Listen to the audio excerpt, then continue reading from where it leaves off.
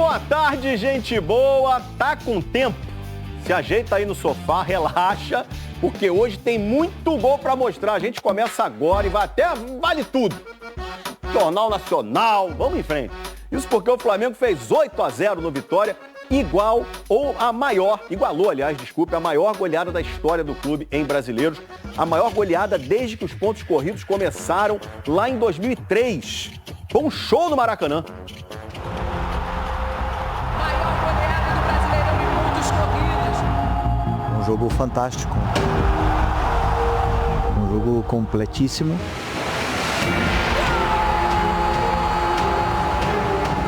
Em nenhum momento pararam. Os jogadores, eles querem muito ser campeões, querem muito estar brigando até o final. E esse é o caminho. O caminho de casa foi mais feliz. Dia de show do Megão, festa na favela, Maraca lotado. Novas marcas estabelecidas.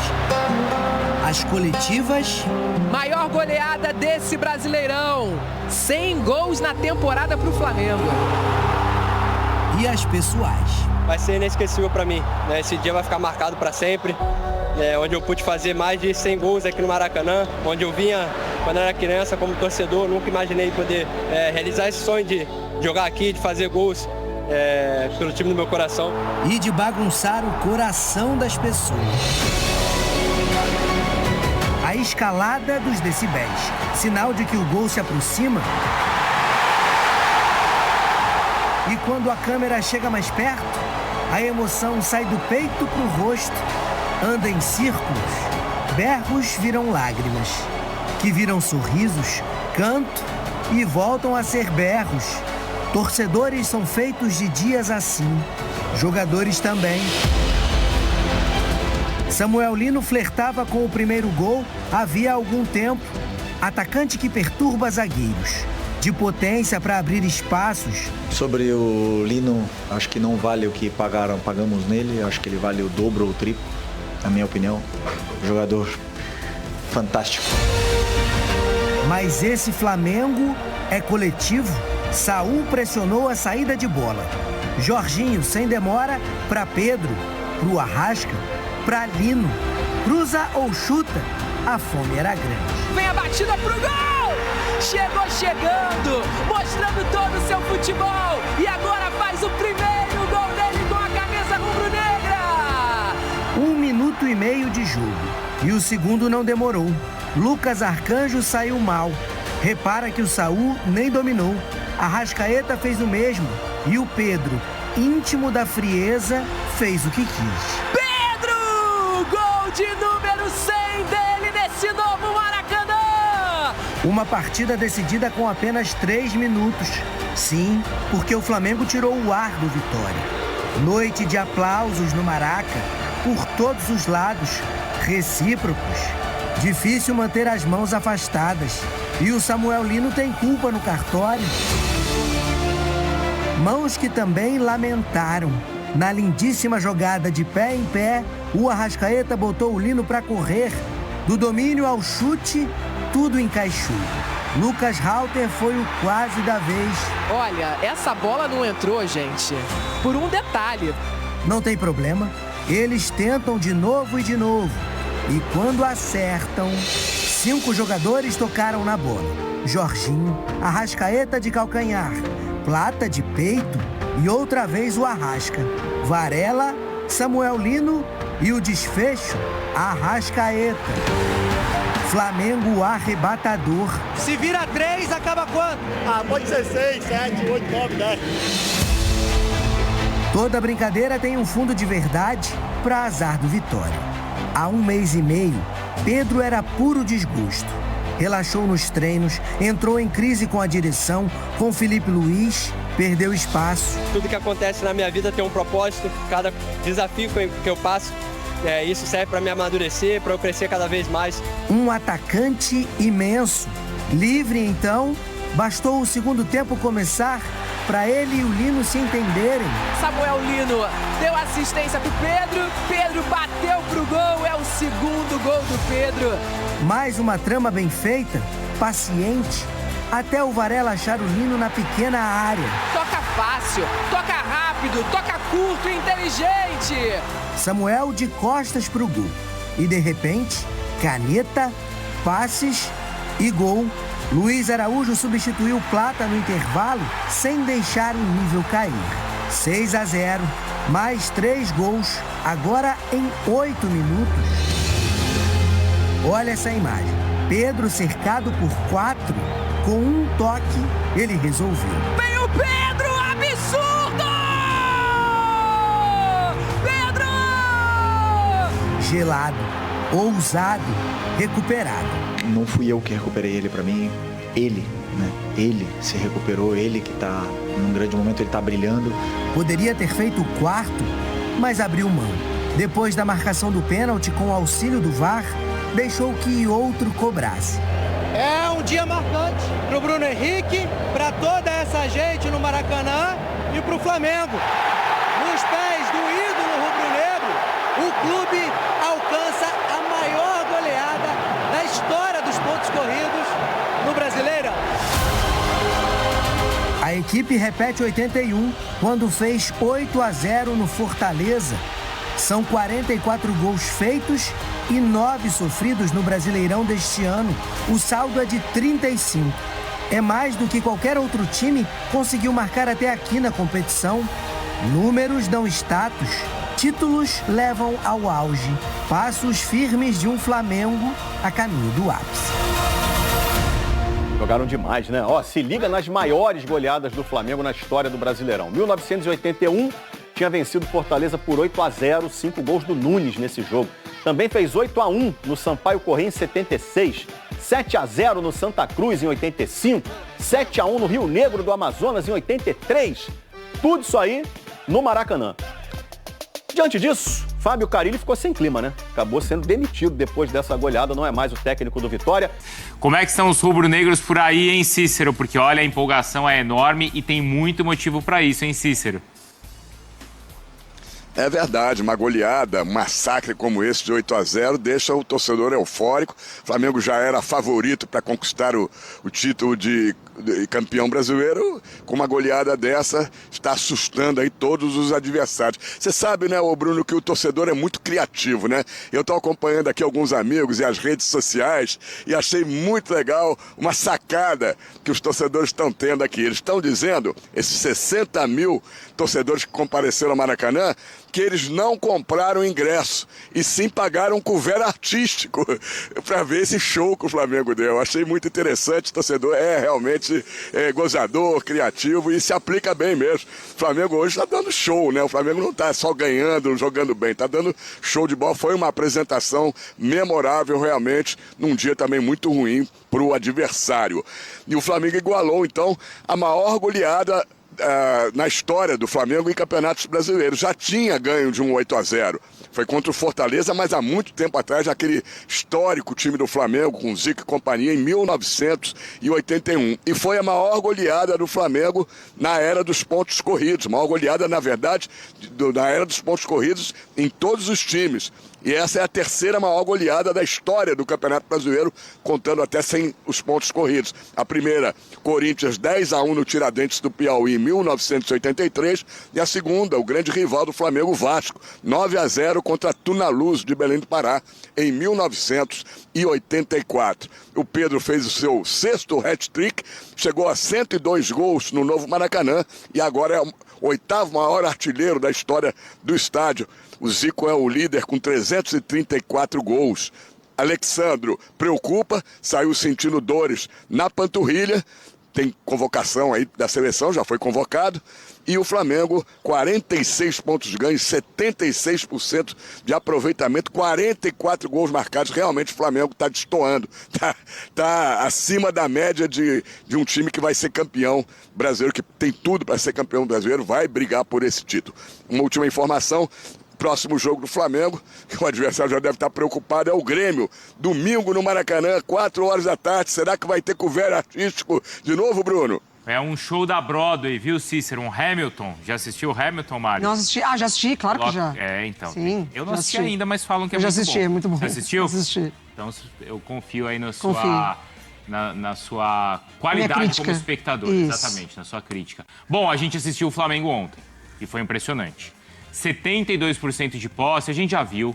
20 finalizações já vimos, 11 no alvo também. Agora, 900 ações com a bola e 42 ações na área do rival. E isso, claro, é impressionante, além do que mais chama a atenção, obviamente, que é a goleada por 8-0, como a gente já mostrou, o Cícero destacou, a maior goleada da era dos pontos corridos. É curioso, né, Gelson, porque a nossa primeira reação e as duas primeiras perguntas para o Felipe Luiz foram assim, e o linha de passe foi aberto assim, e você falou isso também no começo, e eu falaria também. Nossa, vamos falar o que disso, né? Parece que a gente gosta de tragédia, né? De coisa ruim, porque assim, tem tanta coisa maravilhosa pra gente falar desse jogo, né, Gelson? Coisa ruim voltou. Porque assim, é isso, né? 3 minutos já, é impressionante como acho que do jogo do Inter, dos confrontos do Inter pra cá, as coisas se encaixaram. Saúl, né? Essa foi a peça de encaixe? Eu acho que sim, cara. Assim, 8-0, a gente vai falar do domínio, amplo domínio, campo de ataque, o time do Flamengo que a gente ali, né, com os números, 905 ações com bola, ações na área do rival. Mas a tranquilidade na troca de passes, aquela hora que você já desarma o adversário, dando passe para frente, já colocando alguém em situação de contra-atacar, isso daí é tudo passe de primeira, cara. Arrascaeta, Plata, essa sequência aí é brincadeira. Que aí chega no Varela que o Samuel Lino poderia atrapalhar, quer dizer, o Plata poderia atrapalhar, ele abaixa, que o Samuel Lino deve ter falado alguma coisa e dá a chance de você ajeitar para o companheiro melhor posicionado. Então, assim, acho que a peça de equilíbrio que faltava era o Saúl justamente como segundo volante, junto com o Jorginho. E o Samuel Lino, por exemplo, pelo lado esquerdo, ele não é o ponta que a todo momento... Que a gente viu até naqueles 38 minutos iniciais contra o Atlético Mineiro, lembra, Bruno? Que a gente até chamou a atenção de toda hora ele indo dentro, indo pra cima. Ele tem se mostrado mesmo com menos número, mesmo com um pouco número de gol, né? Que ontem ele fez o primeiro gol com a camisa do Flamengo, mas é que ele está sempre tentando alimentar o companheiro. O companheiro que está melhor colocado, ele tenta fazer o drible, mas ele tenta dar o passe. Então, assim, o Samuel Lino sendo a válvula de escape pelo lado esquerdo, o ataque que a gente já falou aqui algumas vezes, né? Que pode ser ocupado por Pedro, Bruno Henrique, o Plata. O Plata lá pelo lado direito, indo muito bem. Quando o Luiz Araújo entra também, continua funcionando da mesma forma. Então, assim, eu acho que a peça que faltava em relação ao equilíbrio da organização tática, a organização com a bola, era o Saúl. Era o Saúl, esse segundo volante, que estava faltando para ter ali a companhia do Jorginho, né? Para, assim, todo mundo tá jogando em sua posição. Por exemplo, o Arrascaeta não tem que baixar para organizar, o Luiz Araújo não tem que baixar para organizar. Então, tipo assim, óbvio, a gente enaltece o Lino, enaltece o Pedro com esse gol aí que é brincadeira, chovendo molhado falar, enaltece o Arrascaeta também, que mais um jogo espetacular do Uruguai, mas o Saúl, para mim, foi a peça que realmente faltava para equilibrar esse time. E não tem para ele, e é normal quando tem aquele tipo de argumento, poxa, o cara chegou, o cara vem de fora, o cara precisa se adaptar. Tanto isso serve, claro, para o Lino, mas também para o Saúl, mais ainda por ser estrangeiro, e já tá jogando assim, Mari. Passa muito pelo Felipe Luiz, né? O conhecimento do Felipe Luiz com o futebol desses atletas. E esses atletas também conhecem o jeito Felipe Luiz, não necessariamente de trabalhar, mas de ver futebol. Né? E aí você pega jogadores de altíssimo nível, a assimilação e a execução é absurdo, né? Léo Pereira, Léo Ortiz, Pedro e Rossi, os únicos que estavam na derrota para o Cruzeiro, no Campeonato Brasileiro. Desse time que entrou titular, meio de campo diferente entre os volantes, Jorginho e Saúl. Cebolinha estava do lado esquerdo, é o Samuel Lino. Muita coisa mudou, né, na forma de jogar do Flamengo. Se a gente pensa na introdução desses jogadores, não necessariamente na visão do Felipe Luiz de jogar, mas do jogo do Flamengo mesmo. Como incorporou e se tornou, assim, visualmente até mais simples, né? Fácil, né, dos jogadores conseguirem implementar o que o Felipe Luiz perde. É muito curioso, né? O Campeonato Brasileiro é maravilhoso, porque o Flamengo tem só 2 derrotas na competição. Uma delas é para o Santos, que foi goleado pelo Vasco. Verdade. Que já não consegue mais vencer ninguém, praticamente, né? O Vasco. É tudo muito do que o Flamengo pode oferecer.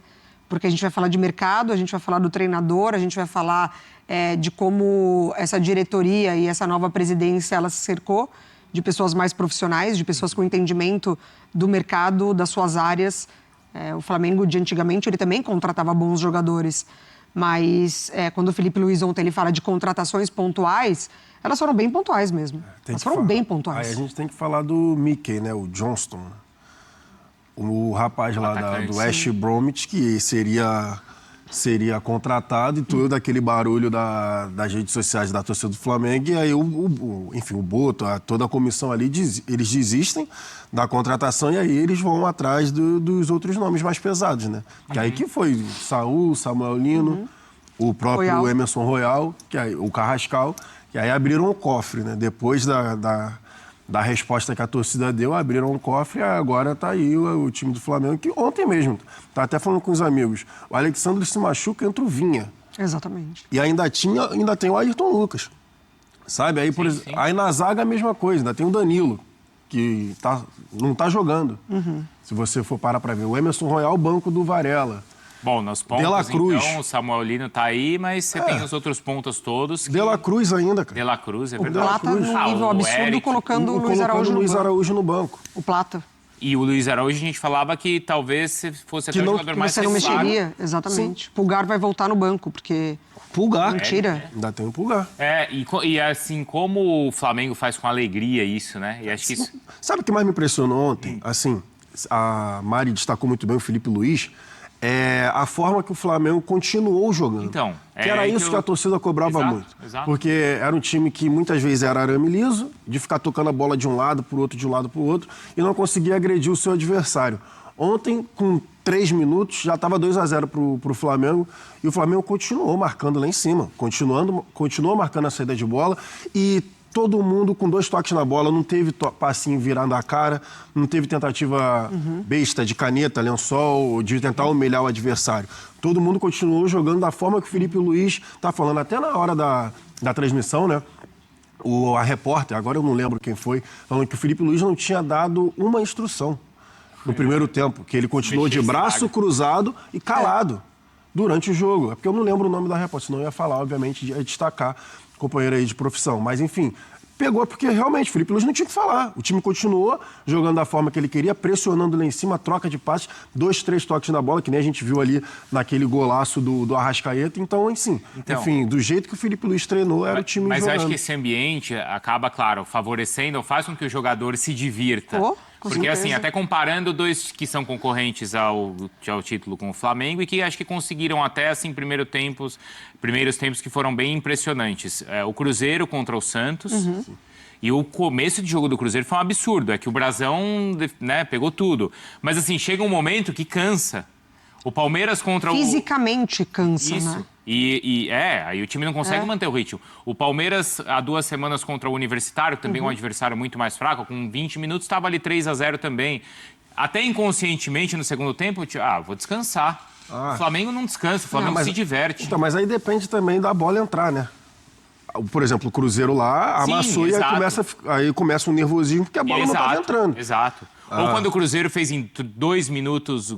No Palmeiras. Mas aí tudo bem, você tem um adversário... Exatamente, é outro nível. Mas o Flamengo aproveita tudo assim e vai embora. E também o nervosismo do adversário. Porque ontem o Vitória, ele tentava sair jogando, né? Continuou aquela tentativa de sair jogando por baixo, não estava dando certo. Na tentativa de sair pelo alto, o Renato Kaiser era mais baixo. Então a dupla de zaga levava melhor. No meio-campo, a mesma coisa que eu falei contra o Internacional. Você vai tentar pressionar esse meio-campo do Flamengo... E os caras dão 2, 3 toques na bola. Eu vou até reproduzir o que a gente estava falando aqui em off, né? Que eu estava vendo hoje de manhã os stories. Não, mas isso daí dá. Os stories do Felipe Melo. Ex-jogador, agora comentarista, né, do Grupo Globo, enfim, ele estava lá falando, quando você vai jogar contra o Flamengo, você não pode marcar baixo, você não pode marcar atrás da linha da bola.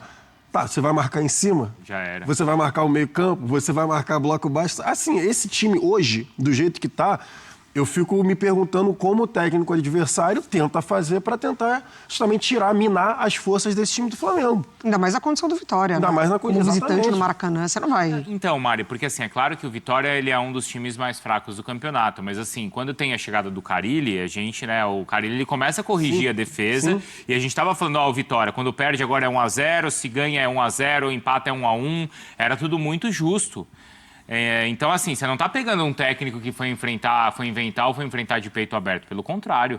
Não, mas é que assim, eu fiquei até curiosa para ver o que aconteceu ali no intervalo para os dois lados. Porque o Vitória, ele erra no início do jogo, tentando de fato sair, que é aquela bola esticada para o time tentar sair e empurrar o Flamengo para o seu campo de defesa. Exatamente. Para o seu campo de defesa, o Flamengo já retoma e já vai para cima. Os 2 gols acontecem muito rápido. O terceiro, ele vai sair só lá para os 34. Não é que foi de cara já um amasso, sabe? Que a goleada foi definida ali no primeiro tempo. Então, o Vitória, ele toma esses 2 gols e aí depois ele tenta dar uma ajustada. O Flamengo fica com a bola, é bem verdade. E aí vai sair só depois. O intervalo ali, ele foi determinante para os 2 lados. Porque, de um lado, o Vitória, com o Carille, dava para você pensar em corrigir alguma coisa, ou parte anímica, ou parte tática, ou parte técnica, ou substituições. E pro lado do Flamengo continua em cima. Continua em cima que eu quero mais, vocês podem mais. Então, assim, o segundo tempo foi um absurdo. O primeiro tempo foi impressionante, os gols da maneira como eles saíram, mas o segundo tempo foi um absurdo. Aí, de fato, você deixa o adversário nas cordas.